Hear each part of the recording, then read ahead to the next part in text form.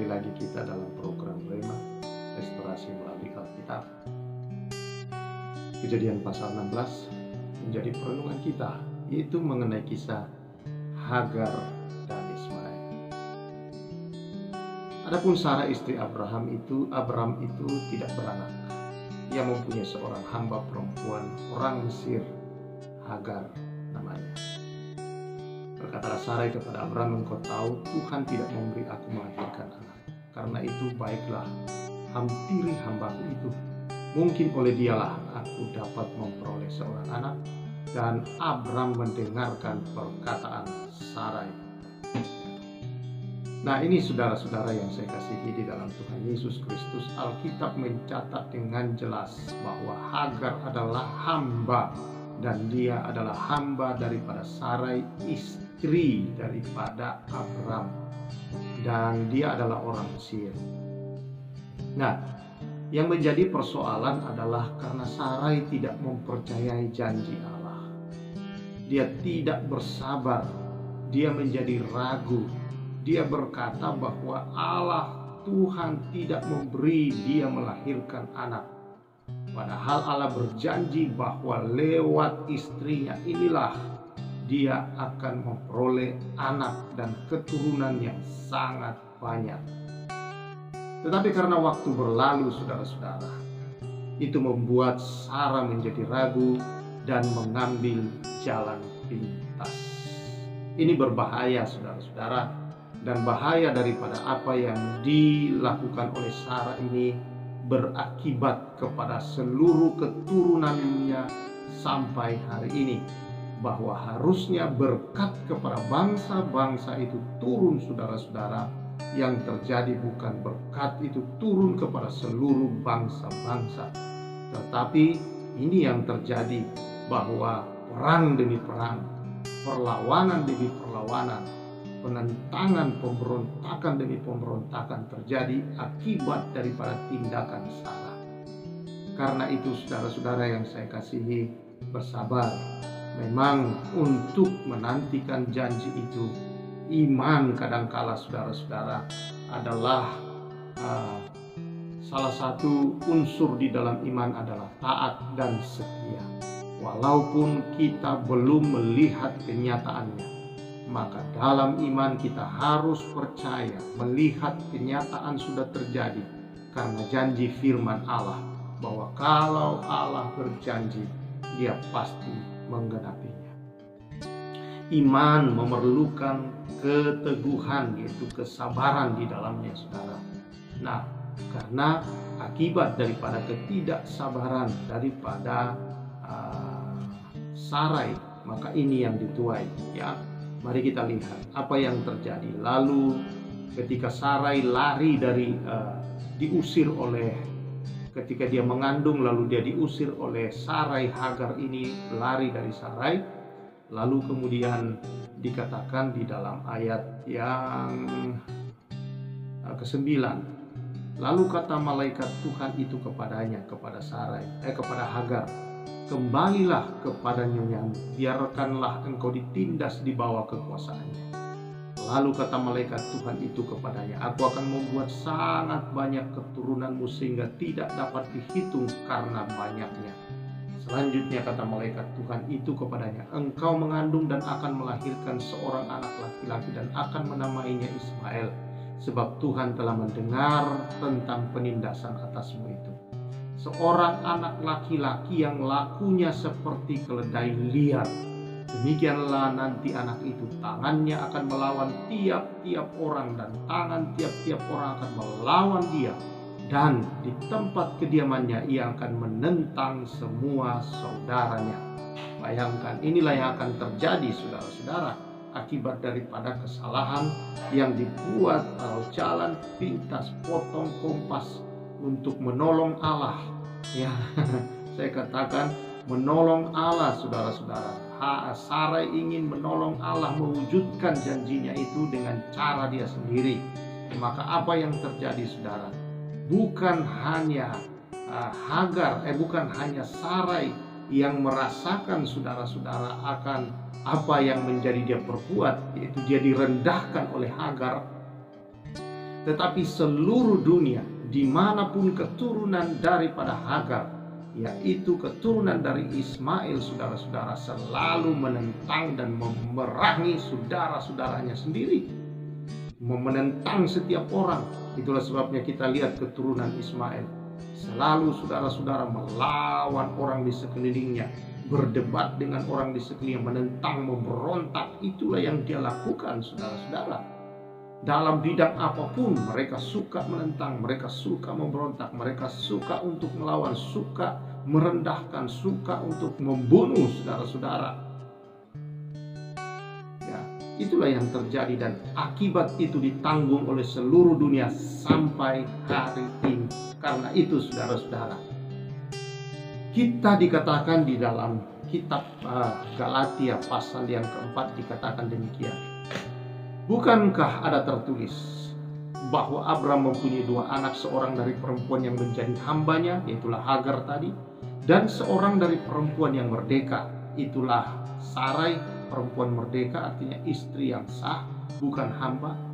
Yang satu, saudara-saudara, beranakkan Ismail, yaitu Hagar, dan Sarai melahirkan Ishak, anak perjanjian. Tetapi anak dari perempuan yang menjadi hambanya itu diperanakkan menurut daging. Menurut daging, saudara-saudara, artinya itu bukanlah yang dikehendaki oleh Allah. Itu karena nafsu. Nah, dan anak dari perempuan yang merdeka itu oleh karena janji. Jadi Ishak lahir karena janji, anak perjanjian, saudara-saudara. Ini adalah suatu kiasan, sebab kedua perempuan itu adalah 2 ketentuan Allah. Yang satu berasal dari Gunung Sinai dan melahirkan anak-anak perhambaan, itulah Hagar. Hagar ialah Gunung Sinai di tanah Arab, dan ia sama dengan Yerusalem sekarang karena ia hidup dalam perhambaan dengan anak-anaknya. Tetapi Yerusalem surgawi adalah perempuan yang merdeka, dan ialah ibu kita. Ayat 28, dan kamu, saudara-saudara, kamu sama seperti Ishak adalah anak janji. Tetapi seperti dahulu, dia yang diperanakkan menurut daging menganiaya yang diperanakkan menurut roh. Demikianlah juga sekarang ini. Nah, saudara-saudara yang saya kasihi di dalam Tuhan Yesus Kristus, ada 2 anak dikatakan. 1 anak perhambaan, 1 anak hamba, 1 anak dilahirkan oleh kedagingan, dan 1 lahir dari roh atau perjanjian, saudara. Dan dikatakan bahwa kemudian mereka dua-duanya lahir dan bertumbuh.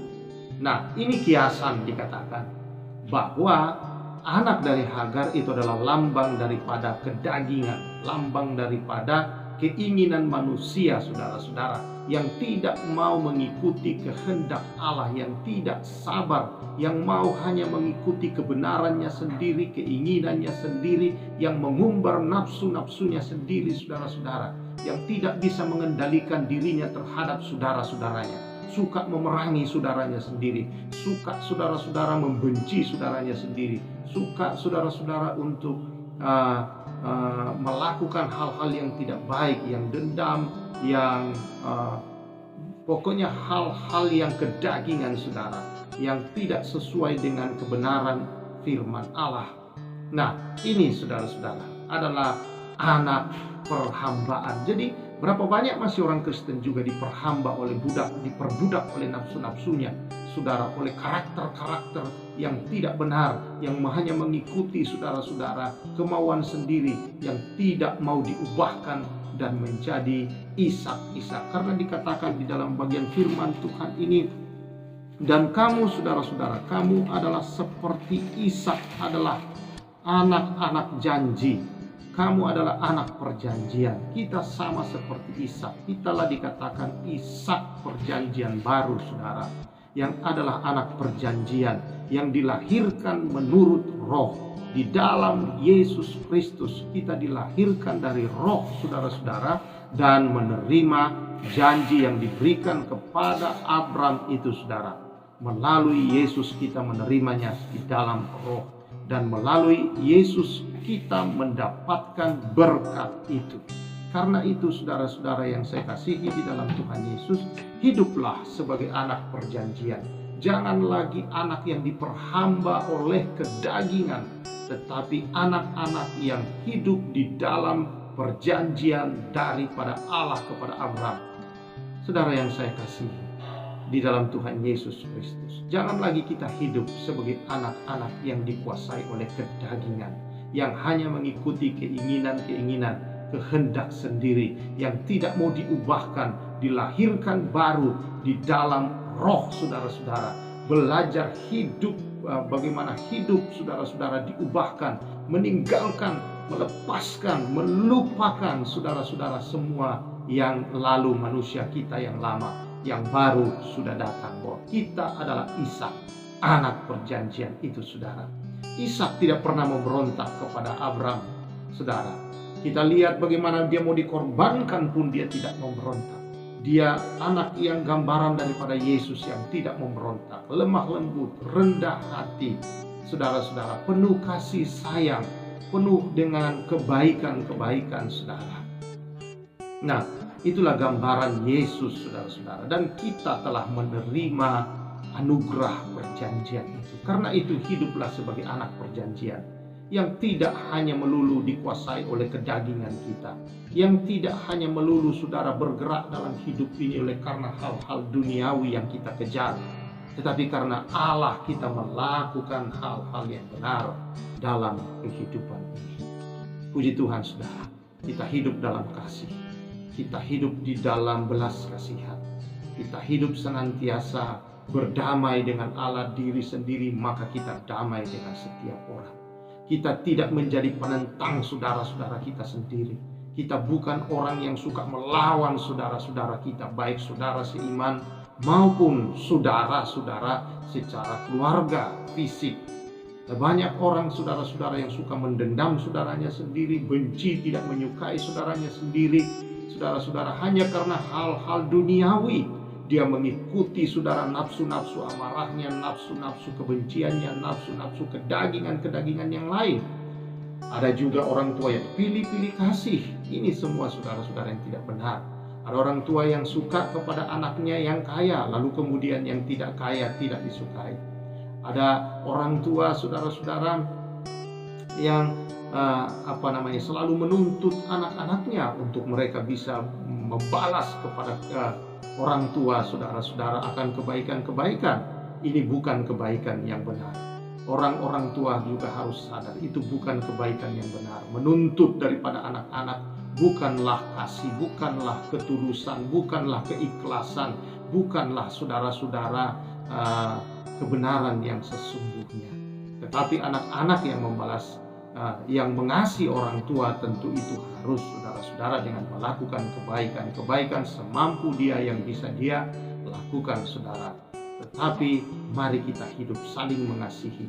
Hidup itulah anak perjanjian. Ya, anak perjanjian, saudara. Hidup mengasihi. Karena kasihlah maka Allah memberi Yesus, dan melalui kasih Yesus kita menerima janji Abraham. Mari kita juga, saudara, menunjukkan sebagai anak-anak perjanjian kepada orang-orang di sekeliling kita. Beritakan kebaikan Allah, beritakan kasih Allah dan janji Allah kepada mereka. Kepada saudara-saudaramu nyatakan kasih Allah. Maka saudara, kita hidup sebagai anak perjanjian. Kita hidup sebagai anak-anak yang dilahirkan dari roh, bukan dari daging. Tuhan memberkati. Kiranya anugerah Tuhan, kasih karunia yang daripada Tuhan Yesus yang dahsyat, luar biasa besar, dan penuh kasih sayang itu, saudara, melimpahi engkau, dan engkau tidak lagi hidup sebagai anak-anak yang diperhamba oleh nafsu dunia, oleh keinginan kehendakmu sendiri, tetapi anak-anak perjanjian yang dipimpin oleh roh, yang dipimpin dalam kebenaran-kebenaran ilahi, di dalam nama Tuhan Yesus. Amin. Saudara-saudara, tetap berjalan sebagai anak perjanjian Allah. Ishak rohani itu, saudara. Berkat-berkat Abraham menjadi bagian saudara. Saya Pastor Samuel menyampaikan salam restorasi.